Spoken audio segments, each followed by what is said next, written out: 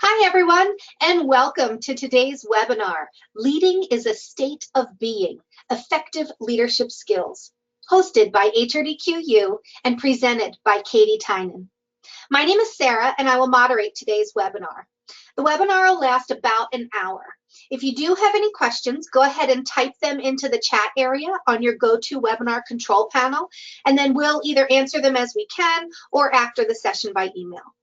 Today's webinar content is from our reproducible training library titled Leadership 101. If you are interested in delivering this training at your organization, please contact HRDQ.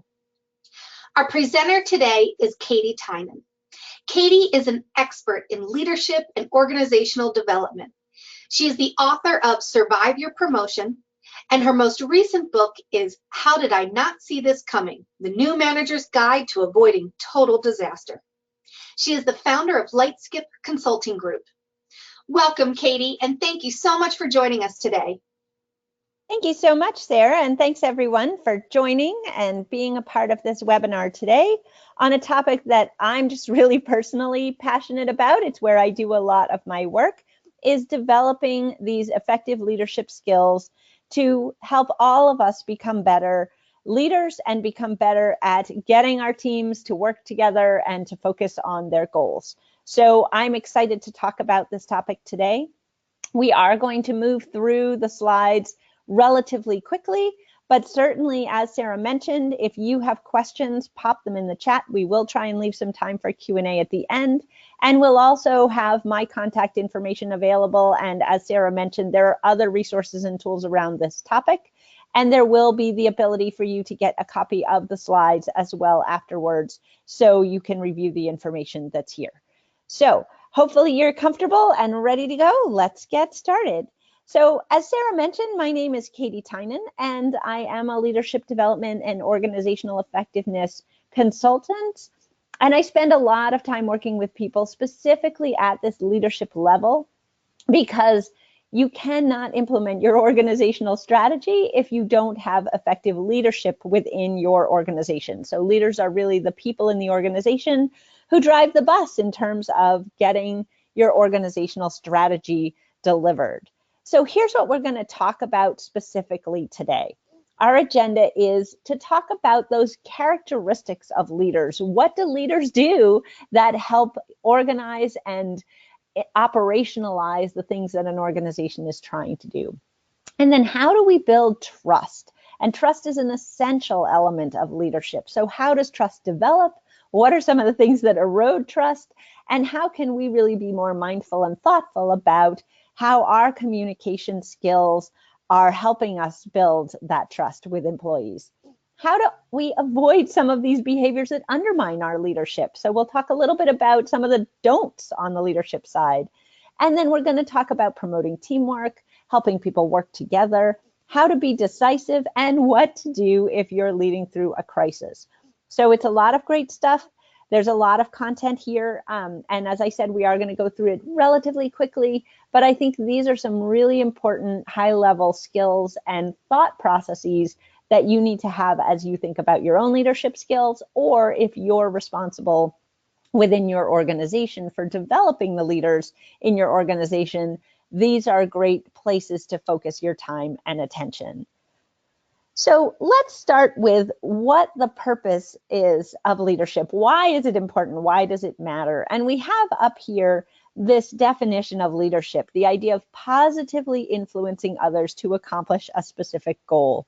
And one of the things I like to talk about here is, if you guys have ever been to one of those dolphin shows or one of those aquarium shows where they have these animals performing, and they'll tell you, the trainers will tell you, that every single thing that those dolphins learn is taught to them through positive reinforcement. So if I could just start off with one idea and one message about what leadership is all about, it's about focusing on the positive, on developing the skills, the strengths, the capabilities, and creating an environment, a culture of enthusiasm, a culture of excitement around accomplishing a specific goal. So that's what leadership is. Now, why it's important is because at the end of the day, that's what we do in organizations. We're trying to accomplish goals together. and we're trying to help people get better at what they do. So all of those things are what wrap around what leadership is and why it's important in an organization. So this quote just sort of encapsulates all of that. This idea that if your actions inspire others to dream more, to learn more, to do more, and to become more, that's what makes you a leader. We hear a lot of people asking about whether they're managers or whether they're leaders, what the difference between management and leadership is. So I just want to take a second here to talk a little bit about that and say that management and a manager is typically a role within an organization. So someone has a title of manager, and a manager is someone who organizes work, who sets goals, who gets things done. A leader, on the other hand, can be any one of us. And in fact, many of us are leaders, even if all we're doing is leading ourselves. So remember that regardless of your role within an organization, leadership skills are something that every single person should have and develop and think about. And then management skills overlay that a little bit in terms of your role and your function within an organization. But at the core, leadership is about inspiring others. And so I want you to keep that sort of in the front of your mind as we go through and talk about some of the more tactical things that are involved in leadership. So I just want to do a quick poll if we can. And Sarah, if you can pop this poll up, I just want to ask the question, do you consider yourself a leader? And I'll give you a few minutes to answer. The poll is over on the right-hand side of your webinar control panel. And just pop it open and share with us in an anonymous way. Really, do you consider yourself a leader? Is that how you think about yourself when you wake up in the morning? So we'll just give people a couple more seconds to answer that question. And really, more than anything else, the purpose of asking this question is just for you to think for yourself where you are in your leadership journey and whether or not you embrace that role. Okay, so, and Sarah, I don't know if you can show the results of that poll. So if we can, that's great. And if not, for right now, it's just to think about yourself and your leadership skills. Okay, so when we think about leadership, now that you've identified whether or not you feel like you personally are a leader, I want you to think about someone in your life that you think of as a teacher, whether it was someone who taught you when you were actually in some sort of formal school setting, or whether it's somebody who you relate to that shares their skills, their knowledge, their experience with you. Think of someone who's a great teacher. And then write down a couple of things about that person, a couple of ideas about why you felt like they were a great teacher, why you felt like this was someone who had a big impact in your life. So I'll just give you a second or two to do that. And just again, write down a few words, a few phrases to describe someone in your life that you feel like is a great teacher. So why did I just ask you to do that? Why are we talking about teachers in the middle of a webinar about management and leadership? Well, teaching and coaching are fundamental skills of management. So when we think about somebody who is a teacher, that's somebody who has a vested interest in helping other people develop, helping other people get to and achieve their goals. And we think about this a lot when we talk about servant leadership. So servant leadership is a whole idea of how leaders work to improve the lives and serve others in their work, and that approach is a really effective leadership approach. So in the working world, when we think about how to become a better teacher, a better coach, a better servant, what does that look like? Well, here's a few elements of what we see in the working world when leaders really come together and think of themselves as teachers and coaches. So a great leader has a vision, an idea of where we're going, and they share that vision and that picture of a better future, a better place that we could be. They pursue excellence and communicate effectively. They're trustworthy. You believe that they have your best interest at heart. They build confidence. They're enthusiastic. They're excited about that vision. And they work to serve others in the work that they do. So we're going to dig into each one of these 7 elements and talk about them because they are the fundamentals of management. But again, as I talked earlier, the idea of helping to have others develop and grow is fundamental. Thinking of yourself as a teacher and a coach as opposed to someone who bosses other people around, those are the ways that we think about management and leadership today. So let's dig into the first one, having and sharing a vision. And what's that all about? So think for a minute about somebody that you've worked for or with at some point in your career, or maybe an organization that you've been a part of that was really clear about what they wanted to achieve and do. Think about that idea for a minute. And that's the idea that we're trying to wrap our heads around with this having and sharing a vision concept. A vision is this idea of having the ability to imagine the future and then inspire others to get on that bus and work together towards that future. So a fundamental task of a leader is to create that vision. Now, sometimes you do that independently, where you as the leader come with that vision and you share it with others and inspire them to get on board. But in other cases, that visioning process is something you do with your team, you do with the people in your organization to help define what that future looks like, and then to have buy-in that everyone agrees that that's someplace we all want to go together.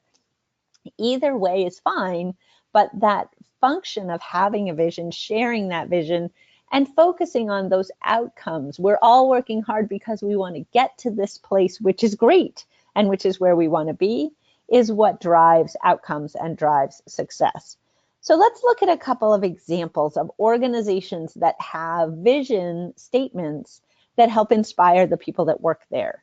So the Girl Scouts, and I want you to take a quick look at this. Even if you've never been a Girl Scout, you've probably interacted with the scouting organization, or at least you've bought their cookies like I have.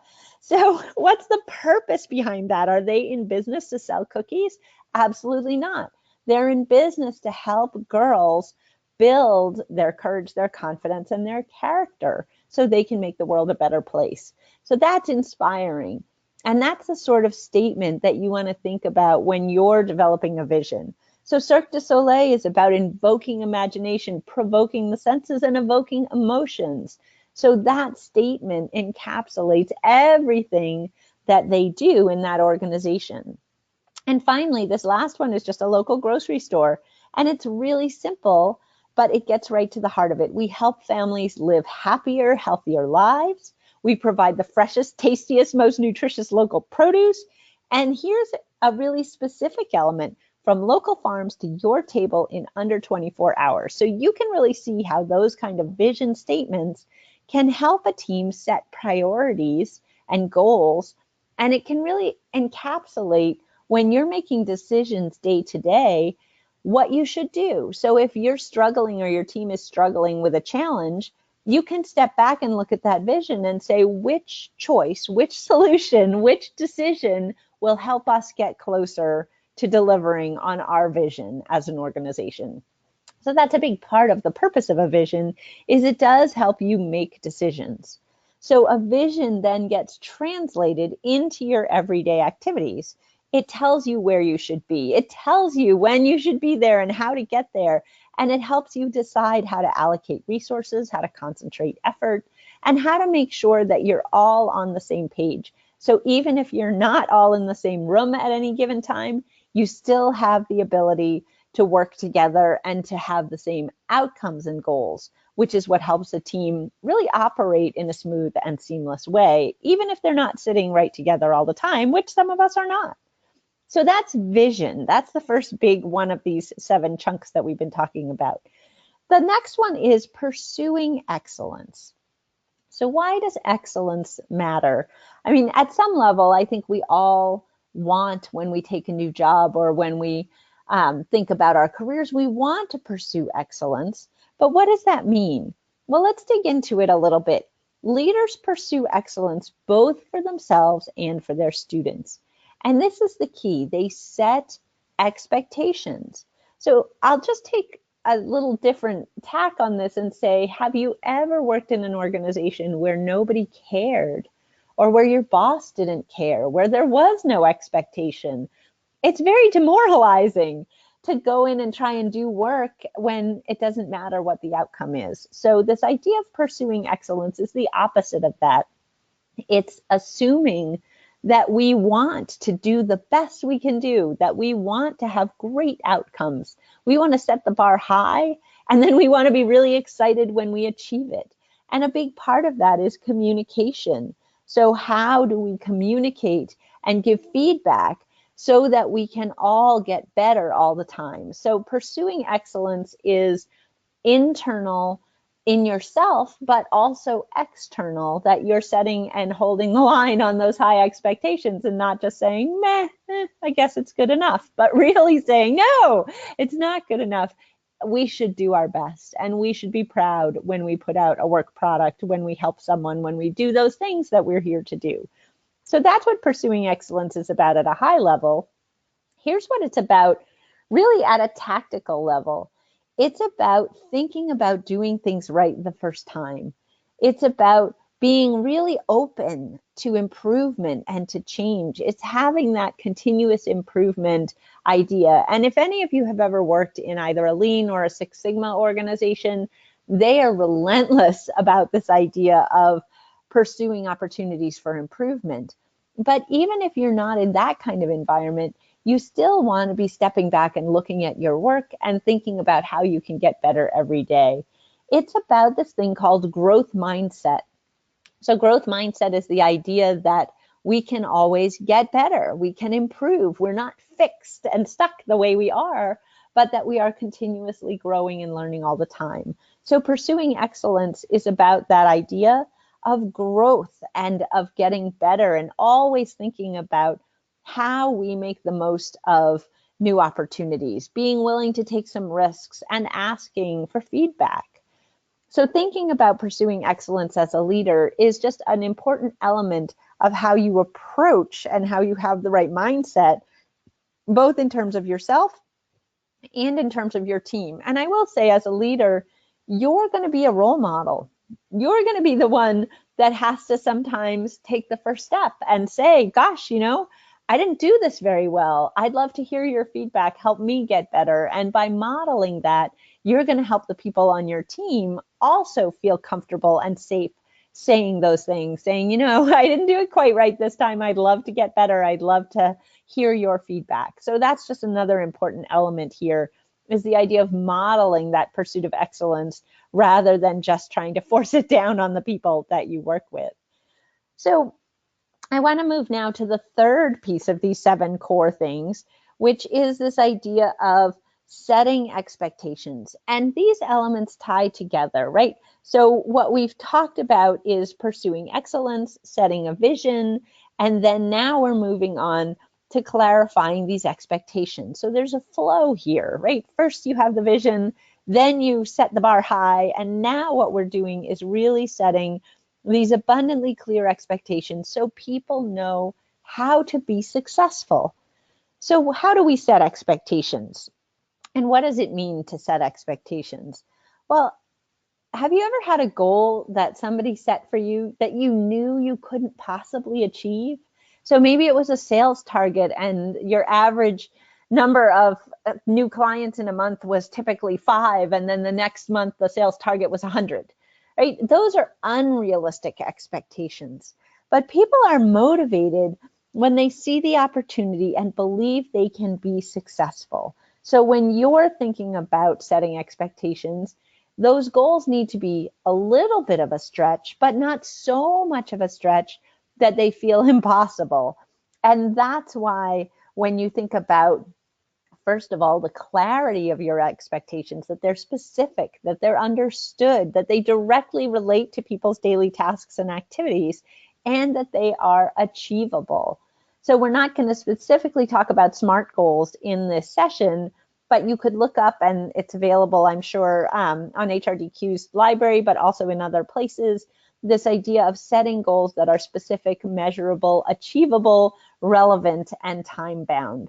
So when you're setting expectations, that's a good place to start, and to think about making sure that those expectations are something that people can actually achieve. So let's dig into some of the details of those expectations. When we talk about the specifics, we're talking about things like time. How long is this going to take? Cost, resources. What do we need in order to produce this? How are we going to measure it? Is it satisfaction? Is it financial? What's that bottom line benefit? So when we're setting an expectation about a goal or an outcome, we want to go through these parameters of time, cost, satisfaction, and financial metrics so that we can set that expectation in a very clear, specific way and say how we're going to measure it. How are we going to know when we achieved that goal? How are we going to know that we got to the finish line? And I think that's another important element when you're thinking about making sure people feel like they're set up for success, is that they know and you know when the finish line has been reached. And that way you can celebrate that success. Okay, so we've talked about having a vision, right? We've talked about setting people up for success and focusing on excellence. We've talked about setting expectations. Now we're going to talk about communication, which is one of the most fundamental elements of what managers do, right? At your job, when you're thinking about what a manager does as opposed to what an individual contributor does, almost all of that work can be encapsulated under the heading of communicating, whether you're one-on-one with individual members of your team talking about their goals and challenges, whether you're presenting to a group of stakeholders to talk about your vision and where you're trying to go, whether you're working with someone to give them feedback. All of those things are wrapped up in communication. So communication is just this fundamental skill that all managers are always working, again, to improve and to get better at. So there isn't an end state where you're going to be a perfect communicator and you can sort of put a check mark next to that. But there are some things that you can do to work on your effective communication. So here are just a few quick bullets to think about how you communicate effectively. The first one is passion. Show that you care. And again, just calling back to that idea of pursuing excellence, part of how you pursue excellence is how you show up every day. And when you're communicating and showing that things matter and that you care, you're passionate about this work, that's a great way to set the stage with the people on your team that what we're all doing is important. You also want to be clear, logical, and convincing when you're putting ideas and opinions together. So if you're just, tossing off the cuff ideas and there's no data to support those ideas, or they don't tie into some larger mission or vision, you're not going to be very effective. But when you're communicating, it's important to think about your audience. Who are you talking to? What do they need to hear? What's the message that you want them to take away? And make that as clear, as plain as it possibly can be. And we all know that as human beings, we're inclined to this idea of storytelling. And so a lot of times when you're communicating, it can be very helpful if you incorporate what you're trying to communicate into a story, an anecdote, something that resonates with people and helps them have that aha moment of, I get it, I understand. And then checking for understanding. So once you've presented a piece of information, pause, ask people to repeat back to you, what did they think they heard? What do they think the takeaways are? How are they going to use this information? So check that your message really got through clearly. And the only way you can do that is asking and finding out whether people really understood, whether they have questions, whether they need clarification on any points before you move forward. I also think it's very important to note here this idea of multiple vectors of communication. Some pieces of information are best delivered in person. Others can just be a quick email. Sometimes you need to have a meeting. Sometimes you need to post things on collaboration sites. We have so many ways that technology allows us to communicate these days. So it's important to think about what the correct vehicle is for delivering your message. And this is particularly important when you're thinking about meetings, because you're pulling together people and you're spending that precious, precious time in the room together. You need to make sure that you're using that time as wisely as possible. And same with emails. We all get deluged in emails all day long, where our email boxes are just getting fuller and fuller, and it can be overwhelming. So what do you need to send an email versus what can you just post on Slack or on a collaboration site like a SharePoint or a Basecamp or something like that? How can we make the very best use of the tools that we have in order to be efficient, but also in order to make sure that the message gets through? So we could do a whole hour or more on effective communication, but for now, just focusing on these key points and remembering that communication is the tool in the toolbox for managers. That's the thing that managers need in order to get things done. So it's a great place to focus on for your own development. So now let's talk about the next element in our list, which is trust. And when we talk about trust, when we think about trust, here we're framing it as being trustworthy. And I want to hit a little bit on that trustworthy element, that trust isn't something people just hand you because you have a title or because you're in this role of manager. Being trustworthy means you've done something to earn that trust. And here are the three elements that are the most important to developing that trust. The first is consistency.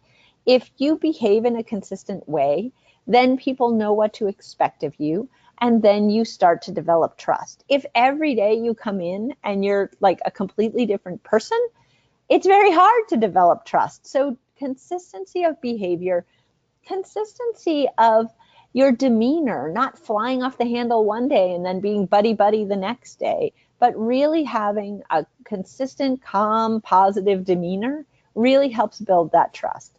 The second is competence, right? We all have more trust in somebody who seems like they know what they're doing. It is totally fine to say and to admit that you don't know something, but at a basic level, you need to be competent at your role and at your job and understanding of your organization as a whole in order for someone to put their trust in you. And finally, it's about compassion and empathy, understanding the person who's sitting on the other side of the table from you, understanding that we're all going through the same thing, and being able to show that you understand, that you care, that their development and their well-being matters to you. So those are the three core elements of how to be a trustworthy person to begin with. Then when we think about the tactics of that, how do we build that trust? Some of these I think are really obvious, right? If you say you're going to do something, do it. You don't want to say, oh yeah, I'll get to that on Tuesday, and then Wednesday rolls around and people have to come ask you about it. You need to be clear about what commitments you're making, and then you need to make absolutely sure that you deliver on those commitments, and you need to communicate very clearly and openly. These next two, honesty and not circulating rumors, these are really big. So we all typically work, if we work within an organization, in a somewhat political landscape where people are trying to achieve their own agendas and to get to their own goals. In an ideal organization, the vision and the alignment of goals is very transparent and people are working together and everything is very above board and honest. But you need to be a big part of that. You need to be a transparent person that makes sure that you're staying out of those political behind closed doors conversations. You're not circulating rumors, that you're delivering factual information to the right people at the right time, as opposed to having cliques of people who know things. So building trust is very much about transparency.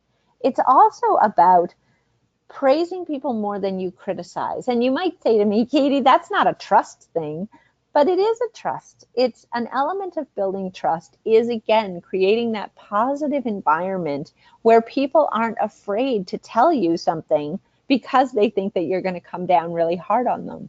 So making sure that you're a positive influence as opposed to somebody who's more negative, who's going ahead and criticizing and dumping down on people and making people feel worried or anxious or bad. And then finally, practicing what you preach. So when you are asking people to be honest, you need to be honest. And the same when we talked about pursuing excellence. You need to be the model, the person that comes out and shows how to do some of these things, like admitting when you're wrong or communicating difficult information in a transparent and clear and honest way. So the more that you practice and model those elements, the more your team and your stakeholders and other people in the organization are going to become confident in you. So we just have a couple of quick questions and ideas here for you to think about. So let's say you were in a situation where you had to implement a policy or an action that you know is going to be unpopular. So you have to cut budget, or maybe you have to cut a specific project that people have been working on and feel really invested in. So how could you do that? What are some of the elements and practices that you could do to minimize trust? And I'm going to let you think about this a little bit, and then we'll come back to it a little bit later and talk about what some of those ideas are that you might do. But again, just putting yourself in that situation of thinking about how to build trust, even in difficult situations where you're being asked to do something that maybe has a negative perception, which is something that managers have to do all the time. Okay, so we've talked about setting the bar high. We've talked about communication. We've talked about trust. We've talked about being effective and setting a vision and all of those things. Now we're going to move on to talking about confidence. And part of this is your own confidence. We talked about that as one of the elements of being trustworthy, the idea of being consistent and competent. But now I want to talk about building confidence in other people. So part of your role, again, going back to the manager as teacher, as coach, as somebody who builds people up, it's your job to take the people on your team and the people you're interacting with and help encourage them to grow and help them find new skills, try new things, and experiment a little bit, take some risks. So what does that look like in practice? In practice, it looks like paying close attention to how people are feeling about their work, asking some of those questions when you're in one-on-ones with people to really understand where somebody's at with their confidence level. Do they feel like they've got it all under control, or do they feel like they're not quite there yet? So paying attention, asking those questions, and really getting a deep understanding of where people are. And then building on successes. So setting that goal, setting the bar high, and then when somebody succeeds, celebrating that, because that's very important, but then being able to build on that. So, okay, we've had a great success. We've achieved a goal. That's good. Now what's the next level? Where could we go from here? And there is a balance here, right? Which is that we want to take the time to celebrate. We also want to show progress, but we also want to make sure that people who are mastering some of these skills are then able to use them and leverage them as strengths. So being able to celebrate those successes and then being able to have someone maybe become the go-to person for that is a great way to build confidence and to build competence within your team as well. Making it safe to fail. This is a little bit of a nuanced topic, and I have a couple of clients in the financial services industry, and we talk a lot about this idea of failure. So on the one hand, it's easy to say, oh, you learn from failure. That's true. But there are some situations where it's okay to fail and other situations where it's really not. So I think what you really want to do here as a manager is create some safe zones, some sandboxes. So let's say somebody's trying to develop their skills as a presenter. Well, you don't want to put that person in front of the board in a really high impact scenario as their first time presenting just because that's a challenge. You want to be able to have that person build up to that moment in time. And maybe they have some failures that are internal to the team where they got nervous and they forgot what they were going to say. So making it safe to fail means creating environments where people can fail without there being a big negative impact, and then being able to learn from those failures in a safe way. And then finally, not comparing employees one to the other. We all have different strengths, and one of the key things that managers do is bring together a team of people with different skills and different capabilities who can then help each other progress to the next level. So building confidence is a key element. Oop, too far. So another key element, and there's just two more that we're going to talk about here, being enthusiastic, being excited, being passionate about your work. So we talked about this a little bit before, the idea that you as a manager should be the most enthusiastic person in the room most of the time. Now, that doesn't mean you should be wildly and unrealistically optimistic, but it does mean that you should be thinking about and focusing on the positives and focusing on solving problems together. So just a quick example of that, when there is a problem or a challenge, instead of framing it as you did this wrong, you can frame it as, here's a challenge that we have. We need to do this better. How can we find a better way to get this thing done? And maybe that's you and maybe that's someone else on the team, but how do we do that together? So enthusiasm shows up as that positive approach, always coming to the table with a positive mental attitude about the work you're doing and how you can progress. When you're enthusiastic, other people naturally want to follow you, and people are more excited, they have more energy, you have this contagious idea of success that surrounds you. So there are a lot of great outcomes of being enthusiastic and positive. And then the very last element of these 7 things that we talked about is just the idea of serving others. So servant leadership is the idea of having a sense of responsibility for the outcomes that you and your team create, committing to meeting those needs, and really having that willingness to make sacrifices to help employees achieve their goals.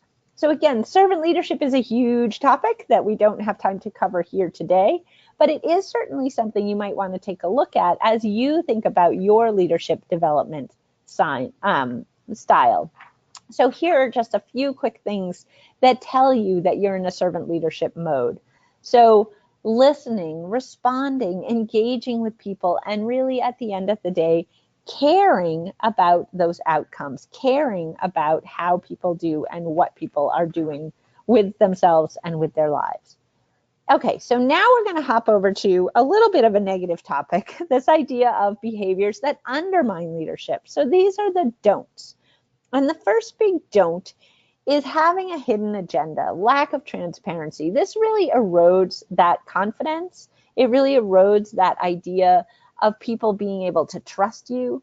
So you don't want to be unpredictable. You don't want to have double standards, and you certainly don't want to have a hidden agenda. The second piece here is just under the heading of communication. You can talk a lot and still not be communicating. So as a leader, you also want to think about talking less, listening more, and really focusing on making every piece of communication that you deliver more effective. So instead of having more quantity communication, you want to focus on quality communication, things that impact people, like changes that are coming in the organization, or projected productivity, service levels, the business plan, client information. So these are the kinds of things that you want to focus on, making sure that people are in the loop, that they're aware, that they are able to connect and understand what's happening, because that's really what allows them to focus on their work. So when you're thinking about communicating as a leader, you want to think about what you're communicating and then how you're communicating it, and then what the impact of that communication is on people. So here's a little bit of the meat, right? Do you ever feel like your employees only hear from you when there's a problem? Right? These are behaviors that really undermine your ability to be seen as a leader. If you only show up when things go wrong, that's a big problem. Or if you spend all your time managing up and not enough time focusing on the individuals on your team, that's not going to help people feel engaged with their work. And especially if they're hearing things from other parts of the organization and they're not hearing them from you. So we've talked a lot today about communication, but this is just a great point to hit on, that it's about proactive communication, about being the first person to share information as opposed to waiting until people are hearing things through the grapevine. And then finally, having no real interest or idea of what the people on your team are capable of, what their goals are. So a big part of your job as a leader is really to have one-on-one conversations with your team on at least a couple times a month basis, ideally a weekly basis, and to ask these questions. Where do you want to go? What are some of the things you want to do to develop in your career? What are some challenges that I can help you with? Those are the ways that you engage people on your team. So these are the things that undermine leadership and will make you less effective. Here's some things that help you be more effective. So actively engaging your employees, making sure that you are proactively going out, not hiding in your office, helping people understand what's happening in the organization, understanding each of those individuals' career goals, how they're aligned with the organization's goals, and developing a relationship so that you know and other people know what the next steps are, how things are going to develop, and what they need to do to be successful. So if you just asked this one question to your direct reports on a regular basis, or even yourself, do I know what I need to do to be successful? Am I 100% confident every day that I know how to succeed? Do I know what I'm being measured on? Do I know that I have the tools and the resources to be successful? So those are some of the things that great managers do to engage their employees. So this is another negative one, right? Unwillingness to change, focus on the past. We've always done it this way, so we should always do it this way. We don't want to do anything new because that's scary. So as a manager, again, you need to model this idea of taking risks, the idea that other people might have ideas you haven't thought of, and allow people to present those ideas and to try them, to pilot them, and not just to shut everything down because you've never done it that way before. Now, there are going to be times when you do know that a certain new approach isn't going to work for one reason or another. Maybe it has been tried before, but you still want to approach how you respond to that in a way that helps that person who's bringing that idea to the table understand why you might be saying no. So being really open and willing to innovate, to change, to try new things is, again, that growth mindset that we talked about before, being in that constant idea of how do we get better? So just sort of wrapping up on this whole topic, and I know we've talked a lot today about these ideas of how to become a better leader, how to do some of these hard things that leaders are asked to do. So I want to talk about the impact. Why do we do all of these things? Why do we want to work so hard to be great leaders? And what are some of the ways that we're doing that? So as a leader, you have the most impact when you're influencing other people. So I think a lot of people think of leadership and of management as telling people what to do, right? That's the common misconception, that managers are the boss and they boss people around. But the truth is, very few good managers actually are out issuing orders on any given day. What they're doing is communicating that vision, being flexible and patient, understanding motivation, understanding why people want to be part of these conversations, looking at your own motivation. Are you frustrated? Are you happy in your job? And then using a variety of approaches to help get different types of people on the bus, at the table, and willing to collaborate with you. And finally, one of the biggest keys here is promoting teamwork. So as you're facilitating a team to do great things, to do interesting things, what you need to do is create an environment where people are working together. So here are some tactical ways that you can do that. First of all, be accessible, be part of the team. Don't separate yourself from your team and say, I'm the boss, I'm over here, and you guys are the worker bees and you're over there. Be part of that team. Set those expectations and observe what's happening before you jump in and criticize. Make sure that you understand before you speak and before you start to critique. Make sure that you understand all of the elements. And then create teams that maximize trust, that help people cooperate and collaborate, help people work together, and really encourage that idea of going out and talking to and building relationships with other parts of the organization to get rid of those silo mentalities of this is my team, this is your team, we're in the same company, but we don't talk to each other. Really encourage it. And by that, I mean model it. Go out and develop relationships. Encourage the people on your team to develop those relationships. Pitch in, be part of the work, be part of the work product, and get people together when you're not necessarily all about work all the time. Make sure that people are having a little bit of time to be social, to remember that we're all human beings, because in a lot of ways that helps us work better together. So thinking about leadership in a crisis, which is our last little element here, I want to talk about being decisive. And a lot of times, and we talked way back, and I asked you to think a little bit about this question that I posed earlier, the idea of if you had to communicate a piece of information about something negative, a lot of times as leaders, we are asked to lead through challenge. So how do you do that? And here are some of the ways that good leaders act decisively, even when they don't have all the information.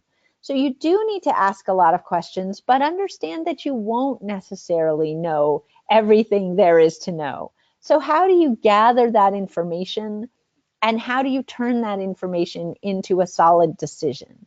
This is where good leaders separate themselves from mediocre leaders, because at some point you've got to make the choice and then live with the consequences and know that that choice is not going to be perfect, but that you made the best decision with the data that you had at the time, and that you were thoughtful about what data you chose to consider when you had to make that decision.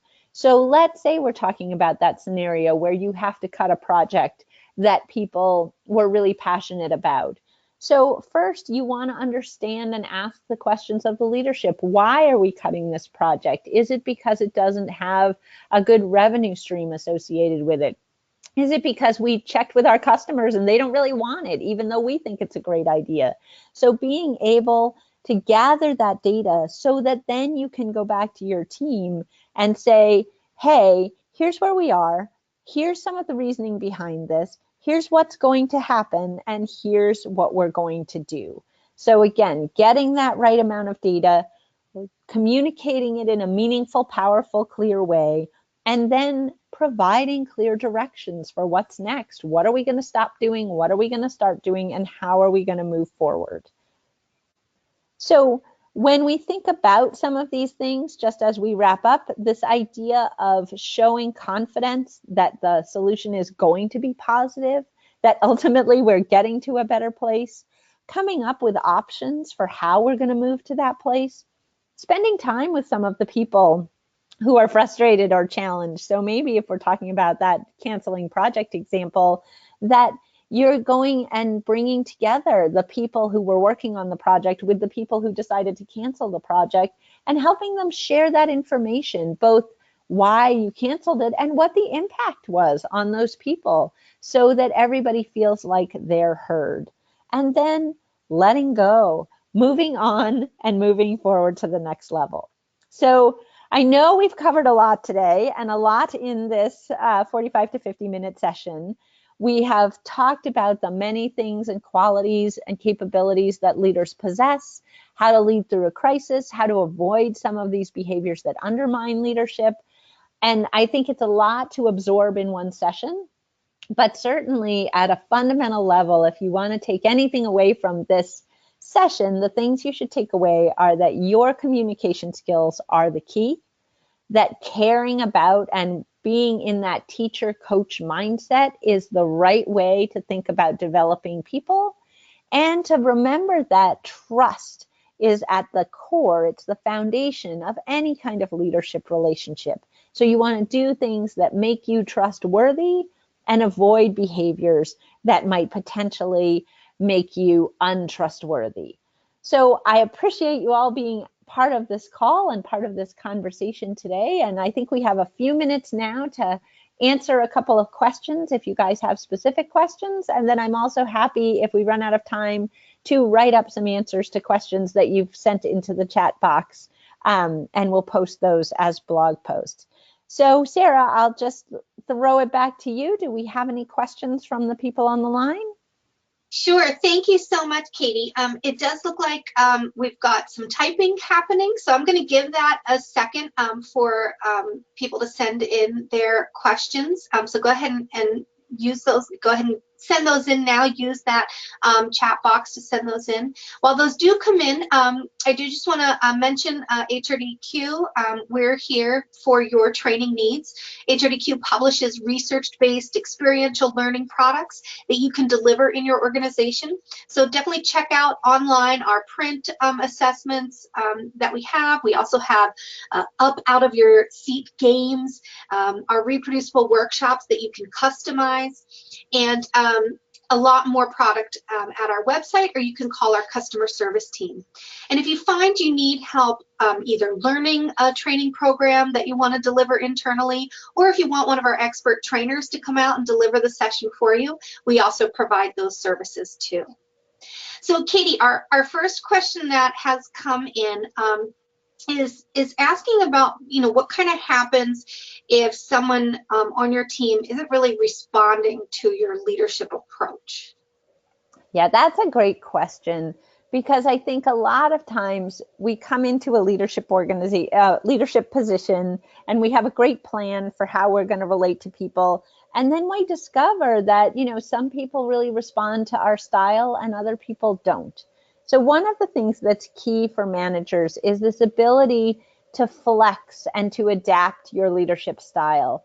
And one of the ways that you can do that is if you do understand, and HRDQ has some assessments and ways to help you do this, and there's some others out there as well, whether it's an MBTI or a DISC or an Insights Discovery Profile, these different kind of ways to understand that people's communication styles are different, and that there are ways you will need to adapt your communication style in order to be effective in working with those people. So the better you know yourself, and the better you know the people on your team, the more you will have the ability to help those people be successful, because you can adapt and flex your communication style.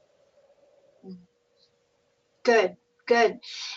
We have, as you know, our audience today is a lot of trainers on the line, and I'm getting a lot of questions. You mentioned, that concept of a leader as a teacher, and we have some questions here around kind of your insight, how you view the difference between a coach, a leader, a manager.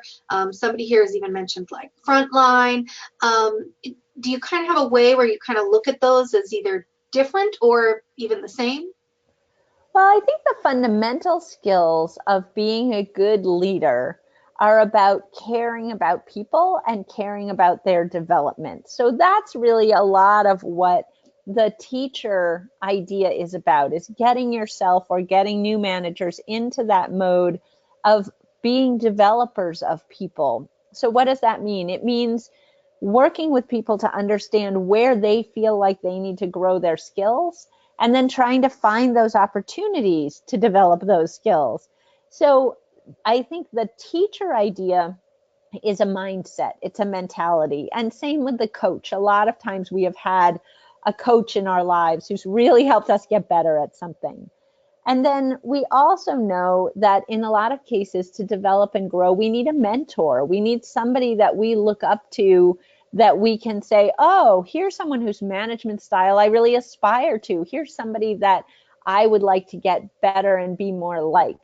So I think it's important for everyone's professional development that they have someone in those roles. And if your manager is not the person and isn't able to give you those things, then you may need to go out and seek out a coach or a mentor or somebody to help you grow. I think when you think about the different layers of competency, you might have technical competency, you might have leadership skill competency, you might have soft skills competency, and having somebody to help you figure out where to focus your attention on those things can be very important. So as a manager, if you're trying to think about how to approach people, you want to think about putting yourself in that role of teacher and coach, as opposed to putting yourself in that role of boss or person who is very judgmental about things.